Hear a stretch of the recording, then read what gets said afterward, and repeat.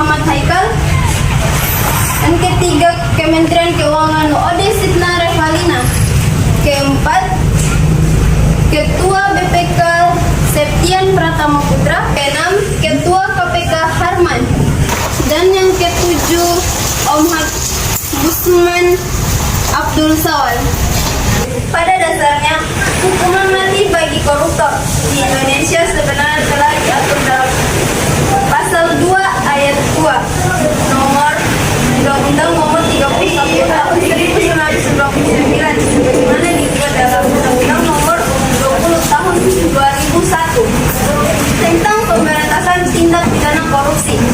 Hanya saja, sampai saat ini belum terdapat koruptor yang divonis hukuman mati oleh pengadilan. Di sini saya akan beri pertanyaan kepada Kementerian Hukum. Bagaimana tanggapan Anda memiliki rencana untuk memperkuat peran dan fungsi lembaga hukum dalam memberantas korupsi? Kami Kementerian Hukum memiliki rencana untuk memperkuat peran pemberantas korupsi. Salah satunya upaya yang dilakukan adalah melalui peningkatan kapasitas dan kualitas lembaga hukum seperti pengadilan dan kejaksaan. Dalam menangani kasus korupsi, Kementerian Hukum juga berupaya untuk meningkatkan koordinasi antara lembaga hukum dengan istilah terkait seperti KPK, Komisi Pemberantas Korupsi, kepolisian dan lembaga penegak hukum lainnya. Di sini saya akan memberi pertanyaan kepada Kementerian HAM Muhammad Haikal. Bagaimana Kementerian HAM memainkan peran dalam melindungi hak asasi manusia terkait dengan pencegahan dan penindakan kasus korupsi? Baik ya, saya di sini mewakili Kementerian HAM. Kami di sini memiliki peran penting. Yang pertama, perlindungan hak korban korupsi. Yang kedua, penegakan hukum yang adil. Yang ketiga, pemantauan dan pengawasan. Yang terakhir, pendidikan dan sosialisasi. Dengan peran ini, Kementerian Hukum dan HAM berupaya untuk memastikan bahwa pencegahan dan penindakan kasus korupsi dilakukan dengan menghormati dan melindungi hak asasi manusia. Ya. Baiklah, di sini saya akan beri pertanyaan kepada Menteri Keuangan Ode Sitna Revalina. Sebagai Menteri Keuangan, bagaimana Anda memastikan transparansi dan akuntabilitas dalam pengelolaan keuangan publik untuk mencegah potensi tindak korupsi? Bisa dijelaskan? Kami sebagai Menteri Keuangan ada beberapa langkah kunci yang dapat diambil untuk memastikan transparansi dan akuntabilitas dalam pengelolaan keuangan publik guna mencegah potensi tindak korupsi. Satu itu penerapan sistem keuangan yang transparan, seperti memastikan adopsi sistem keuangan yang terbuka dan dapat diakses oleh publik. Yang kedua, menyediakan platform online untuk publik agar dapat mengakses informasi keuangan publik dengan mudah. Dua, pengelolaan anggaran yang jelas, seperti mengembangkan dan menyajikan anggaran dalam rincian yang jelas dan mudah dimengerti, dan memastikan alokasi anggaran sesuai dengan kebutuhan masyarakat tujuan pembangunan. Yang ketiga, pelaporan publik yang teratur, seperti menyelenggarakan pelaporan publik secara rutin, menyajikan informasi tentang penerimaan dan pengeluaran publik. Baik, di sini saya akan memberi pertanyaan kepada Ketua BPK Septian Pratama Putra. Bagaimana BPK berperan dalam melakukan audit untuk mendeteksi dan pencegahan korupsi?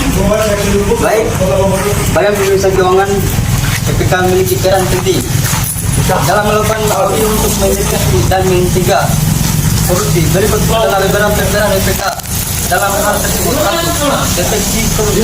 BPK melakukan pemeriksaan dan audit terhadap pengelolaan dan tanggung jawab keuangan negara yang dilakukan oleh pemerintah pusat, pemerintah daerah, lambang negara lainnya.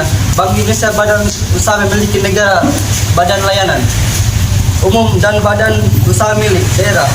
Melalui proses audit di BPK dalam mendeteksi audisi korupsi termasuk penyalahgunaan dana dan kegiatan yang tidak sesuai dengan peraturan yang berlaku. 2. Pencegahan korupsi BPK juga memiliki peran dalam tahap preventif pencegahan korupsi. Setelah melakukan pemeriksaan, BPK memberikan rekomendasi kepada industri yang diperiksa untuk melakukan perbaikan dan pengelolaan keuangan. 3. Represif korupsi. Selain itu, BPK juga memiliki peran terhadap represif pemberantasan korupsi.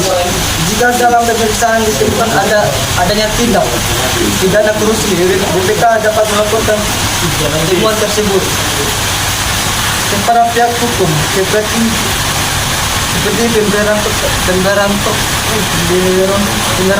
korupsi KPK. Untuk tindakan lebih lanjut, BPK juga memberikan bantuan kepada penegakan hukum dalam proses penyelidikan dan penuntutan kaum korupsi.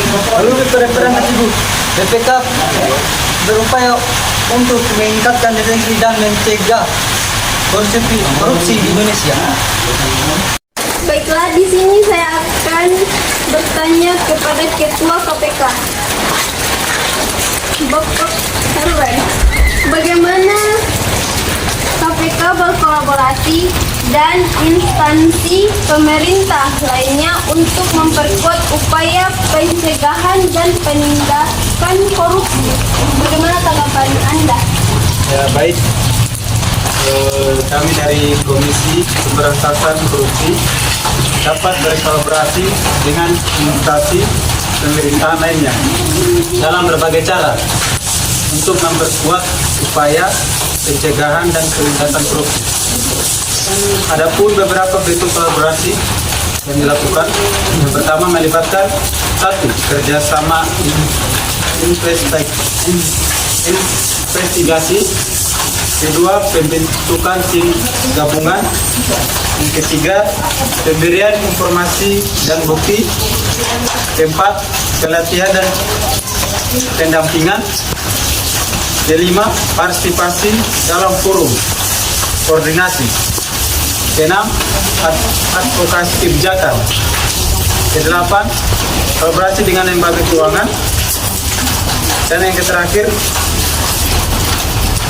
kolaborasi ini bertujuan untuk menciptakan sinergi antara KPK dan instansi pemerintahan lainnya agar upaya bersama dalam memberantas korupsi dapat lebih efektif dan efisien. Baiklah, di sini saya akan memberi pertanyaan kepada orang terakhir, yaitu Abdul Sawan. Sejauh mana Ombudsman terlibat dalam mendeteksi dan menangani dugaan korupsi di lembaga pemerintahan dan sektor publik? Oke, Ombudsman memiliki peran penting dalam mendeteksi dan mengenai dengan korupsi di lembaga pemerintahan dan sektor publik. Berikut adalah sejauh mana Ombudsman terlibat dalam hal tersebut. Yang pertama, pendeteksian korupsi Ombudsman. Kedua, penyimpanan penyidikan dan pendidikan. Yang ketiga, rekomendasi dan pengawasan. Yang keempat, advokasi dan edukasi ombudsman. Dengan peran ini, ombudsman berupaya untuk mendorong transaksi, akuntabilitas dan integritas di lembaga pemerintahan dan sektor publik guna mencegah dan mengenai korupsi. Mungkin itu saja yang saya bisa. Baiklah penutup untuk kali ini. Mungkin itulah debat 2 sesi kali ini. Saya berterima kasih kepada pihak-pihak yang telah yang hadir pada hari ini.